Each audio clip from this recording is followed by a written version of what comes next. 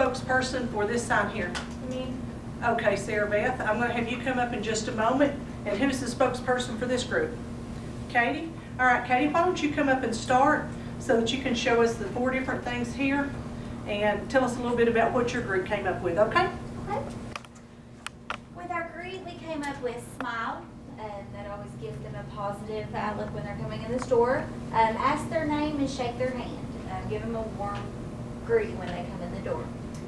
With Align, we put, telling them that you understand, being apologetic with them, and also empathizing with them. Letting them know that you understand the situation that they're in. Okay, great. Some of the signs, we've seen it all from bringing ball bats into the store to being huffy, red-faced, cursing, and many gestures coming from them. Sure, absolutely. And those are the times when we really have to watch. It's when someone is getting to that point, we need to immediately alert a manager. If they're coming in with a ball bat, sometimes it's better just to go ahead and lock the door before they get in the store, isn't it? Absolutely. Okay. What are some solutions that you all came up with? Some of the solutions would include getting a manager, maybe calling the police, in other words, in Athens terms, the popo, and trying to get a resolution for that issue for them. Absolutely. Great job. All right, everybody, let's thank Kate. All right, Sarah Beth, why don't you come up here and tell us what your group came up with? We had a lot of the same things that we came up with. Another thing that we put on our greetings was to introduce ourselves. That gives us a little bit of ourselves to them, let us know that we're on the same level as them, that we're here to help.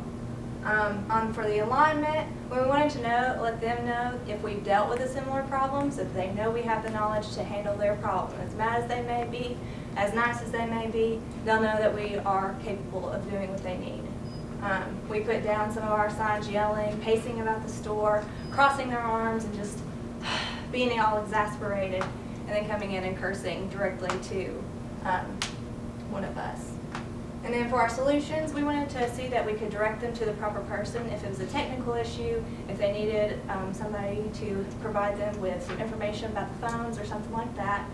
Directing them to a manager would also help with the solution. And then maybe just telling them to go on the web, helping them look up things to help themselves so they don't even have to make the trip to the store. And then as our last resorts, we put call 911 and then ask them to leave the store. Great job. Excellent job. Good job, group. You all came up with some really great things. A couple of them that I especially liked is to get a manager involved. It is good as a rep if you're a senior rep and you have experience in that kind of thing and there's not a manager on the floor at the time or the manager's involved with someone else, go ahead and go to the next person that you know that's been with the store for a long time, and that'll help you through a really tough time. Now we're going to divide up into our groups again. We're going to go into and do a couple of little role plays. The first role play that we're going to do is we have a customer that's going to come in with a billing issue. You're going to start with the greeting, aligning with the customer, and then you're going to take them over to your machine and talk to them, actually pull up the bill and find a solution for their problem, okay? And you're going to see when you go through here that we will already have a problem created for the customer. The second customer scenario that you're going to practice is the customer's very upset, their phone is power cycling and it continues to freeze, and they've had 2 devices already and they're very upset. So we're going to go over those 2 scenarios as a group, and then we're going to ask you to role play.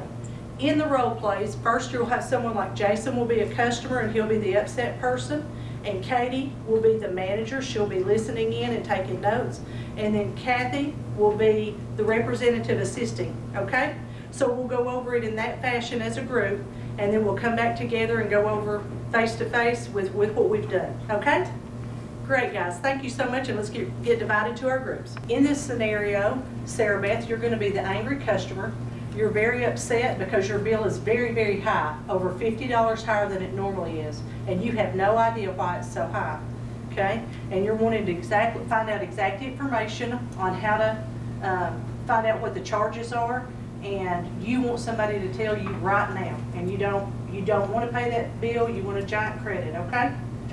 All right, Kathy, you're going to be the customer service rep, and I'm going to be your manager. I'm going to be back here in case you need me, but I'm going to be taking notes and providing feedback and just doing our basic general walkthrough and our feedback and coaching session on it, okay? What you're going to do is you're going to talk to Sarah Beth about it.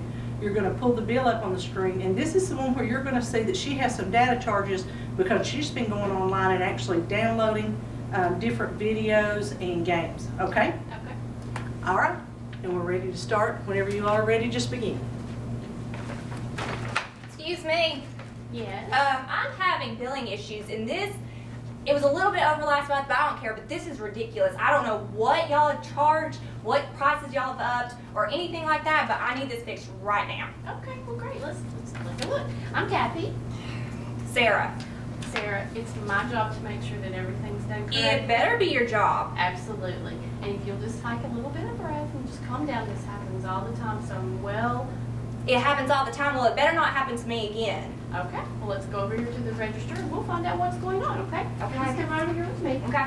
Okay, and what's your number? It's 423-555-9190. Okay, let me look here. Okay. Can I see your phone?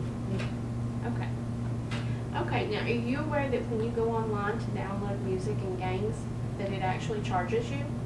I get like ringtones and stuff, but I'm not playing a bunch of games. Well, okay, here's the games that have been downloaded on here. It shows me which ones that you actually downloaded, and it charges for those, and unfortunately, you have chosen a monthly subscription instead of a unlimited.